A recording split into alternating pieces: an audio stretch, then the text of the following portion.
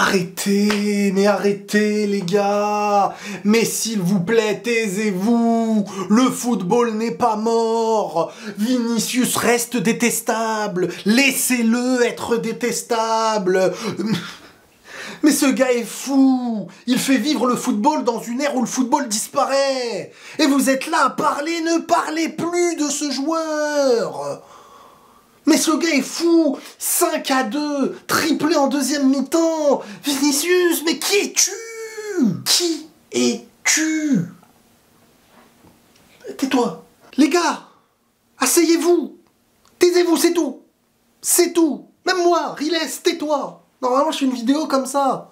On se regarde dans le blanc des yeux. Après avoir vu la deuxième mi-temps de Vinicius en Ligue des Champions contre Dortmund, les premiers de cette phase de ce championnat Ligue des Champions, le Real perdait 2-0 en première mi-temps. C'était la cata. Il arrive en deuxième mi-temps, il te met un triplé à un match avant son Ballon d'Or. À un match avant son Ballon d'Or. Mais oh là là, mais Vini, mais qui es-tu? Mais comment pouvez-vous essayer de parler dans vos claviers sur ce gars qui est fou? Non, à un moment donné, il faut s'asseoir, il faut se dire, les gars, s'il vous plaît. Et puis, big dédicace au commentateur qui a su vibrer avec les buts. Vous savez, un commentateur qui savoure les buts comme ça, alors quand c'est les autres, ça fait pas plaisir, mais comment il a savouré les buts de Vinicius, moi je lui tire mon chapeau, hein, Philippe Carayon, là, je sais pas quoi. Bravo, t'as fait vivre les buts, t'as mis des séquences, parce que là on est dans des séquences historiques. Hein. Les buts d'avant son Ballon d'Or, qui vont marquer un moment de l'histoire, c'est historique. Vinicius Junior, Vinicius Senior. Bref, c'était mal parti. C'était très mal parti. Purée, c'est la première grosse joie de la saison là que je suis en train de vivre.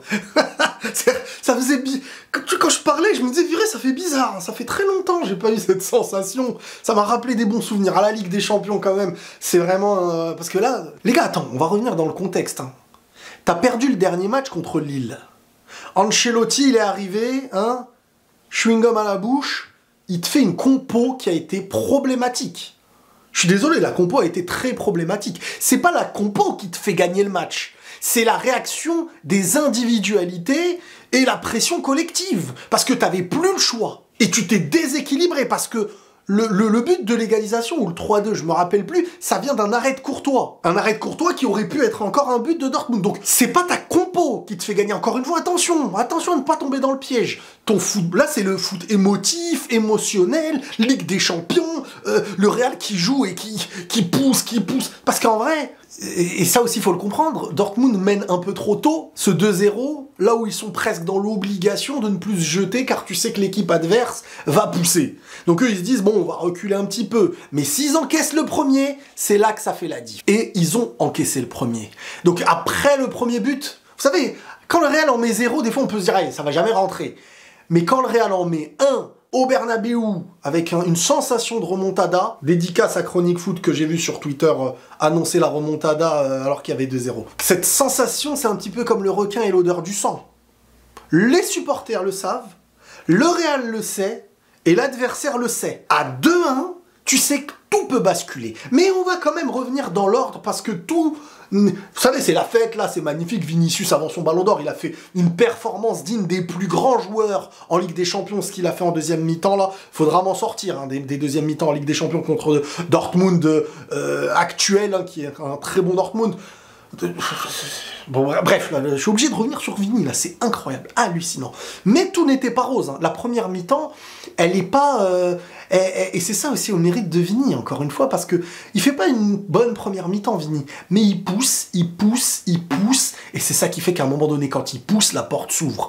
Et quand il a réussi à ouvrir une porte, ça y est, tu fais ce que tu veux, ça a fait des remplacements pour en mettre un autre sur lui et tout, mais ça y est.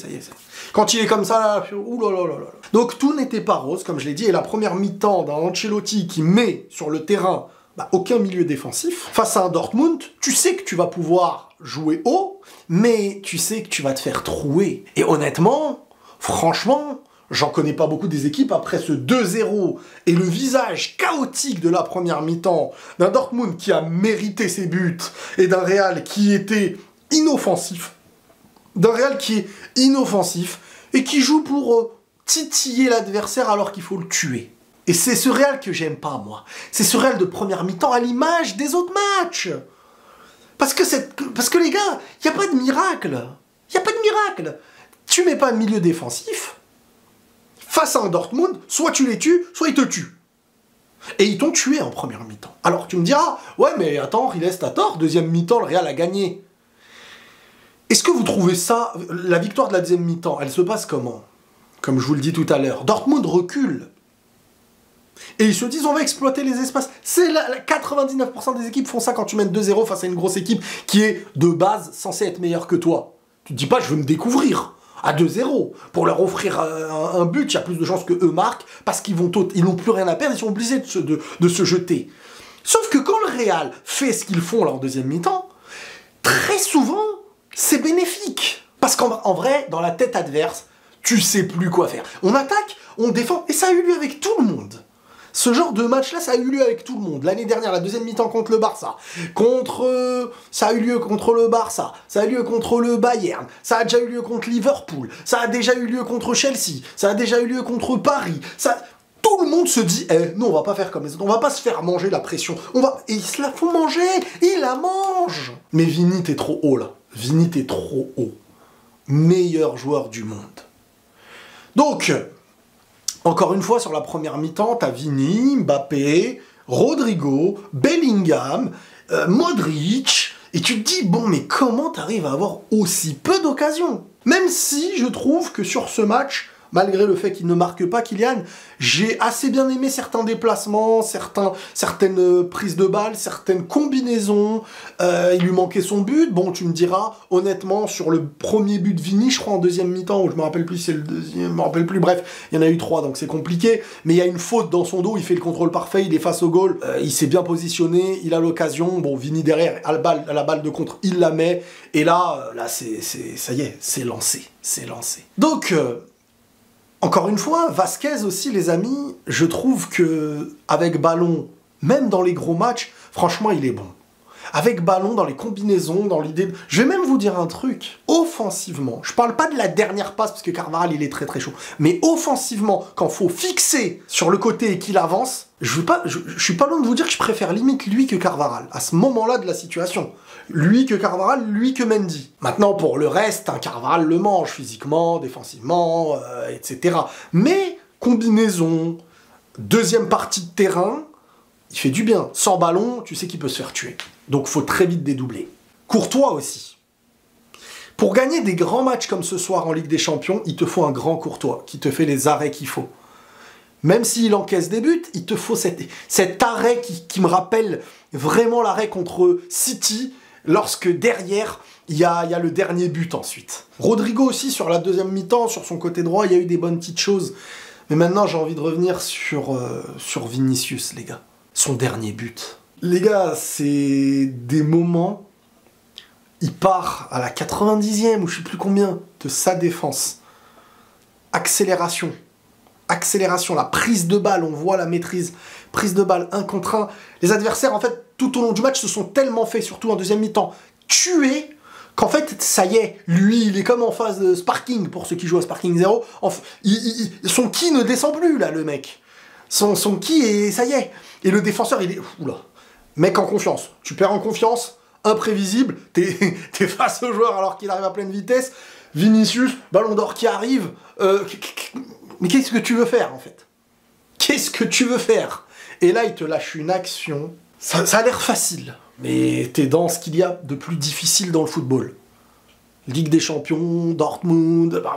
T'es dans ce qu'il y a de plus difficile dans le football, il te sort des trucs comme ça. C'est pour ça que je dis, il faut se taire, les gars, désormais. Oui, mais l'autre fois, il a bousculé un autre joueur. Oh, c'est sur ça que vous vous arrêtez, purée. Quand je vous dis depuis longtemps que pour taire le talent de ce joueur, beaucoup ont besoin de le détester et de faire une propagande de détestation quand on s'en fiche qu'il soit irritant ou pas, en fait. C'est le footballeur qui compte. C'est ce qu'il fait avec le ballon. Ah, non mais, les gars, faut admettre et se taire, des fois. Quand c'était Messi, quand c'était des autres adversaires, on était là, on disait non, mais c'est trop. Vinicius, actuellement, les mecs, c'est hallucinant ce qu'il fait. Parce que Je vous dis, mentalement, hein, oh là là, mais rendez-vous compte, vous perdez 2-0 face à une équipe qui est chez vous, qui vous tue dans le jeu, hein, on va pas se mentir, ils vous trouent, et ils arrivent en deuxième mi-temps en sachant ce que vous voulez faire. Et toi, t'es Vinicius, et encore une fois, t'es ce... Mais c'est incroyable. Moi qui en première mi-temps, quand il y a eu les 2 barres, là, j'étais en train de dire, mais c'est fini, il n'y a plus de baraka dans ce club. J'espère sincèrement que maintenant, là, ça va faire jaillir un deuxième Real Madrid. Même si j'ai envie de voir encore Mbappé marquer des buts, j'ai envie de voir Kylian marquer des buts, et surtout, c'est ce truc qui me perturbe, Bellingham sacrifié et encore invisible dans les moments forts. Ça me dérange, les gars. Ça me dérange. Parce que Vini, t'as Vini, ok, lui on sait individuellement. Valverde, il est toujours là. Vasquez, il fait ses matchs. Rudiger aussi, buteur, hein, faudra pas oublier. Mbappé, sur 2 buts, il est décisif. Enfin, le centre et l'autre, je pense, c'est l'occasion. Bref, il y a de la marge encore. Il y a de la marge à prendre. Bon, Vini, là, actuellement, il n'y a pas de marge. Parce qu'il est, à son prime. Il est à son prime et j'ai l'impression que le Real a besoin de ce genre de match. J'ai l'impression que le Real n'arrive plus en championnat face à des équipes. J'ai l'impression que le Real a besoin de cette adrénaline de quand tu vas faire, ça explose d'émotion.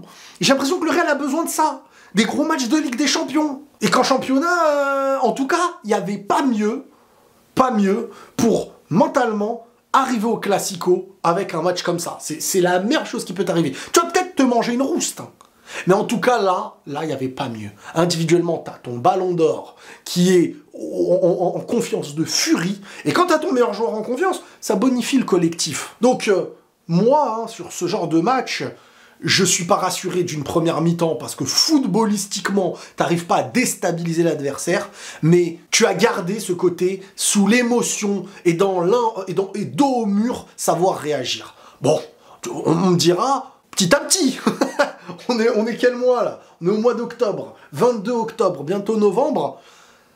Peut-être que c'est en novembre que tu vas arriver à ton niveau, ça y est, on verra. Mais en tout cas, attention, le Real là gagne ce match non pas stratégiquement. Hein. Ce Real gagne le match en étant dos au mur et émotionnellement en faisant jaillir des potentiels. Pousser. C'est pas stratégique ça. C'est pousser, et on sait comment pousser parce qu'on a déjà été dos au mur plusieurs fois. Le public le sait, les joueurs le savent et les adversaires aussi. C'est ce qui parfois fait la force dans ces moments-là du Real. Kylian, qui n'avait jamais connu ce genre de remontada avec le Real, plutôt en face du Real, la connaît à son tour avec le Real, comme Rudiger l'avait connu à l'ancienne avec Chelsea, tout comme plein de joueurs arrivés au Real Madrid qui l'avaient vu d'en face et qui maintenant le vivent de l'intérieur. C'est exceptionnel. Un peu de joie dans ces moments compliqués du Real Madrid sur ce début de saison. Espérons que ce soit la suite d'un bonheur, de quelque chose qui vient de renaître, d'une suite footballistique et non pas que émotionnelle et poussive, basée sur les individualités et le talent. Espérons revoir un Real Madrid qui sait quand il y a engagement, qu'ils sont meilleurs et qui le prouvent sur le terrain. Voilà, moi c'est ça que j'ai envie de vous dire sur ce match de malade mental, parce que j'espère que vous avez bien vécu le match, puisque c'était la folie. N'hésitez pas à le dire dans les commentaires, n'hésitez pas à liker si vous avez vécu une grande soirée. Demain, c'est Barça-Bayern, on va encore se régaler parce qu'il va se passer des choses, je l'espère. Les amis, prenez tous soin de vous, enfin avec le sourire et la paix sur vous.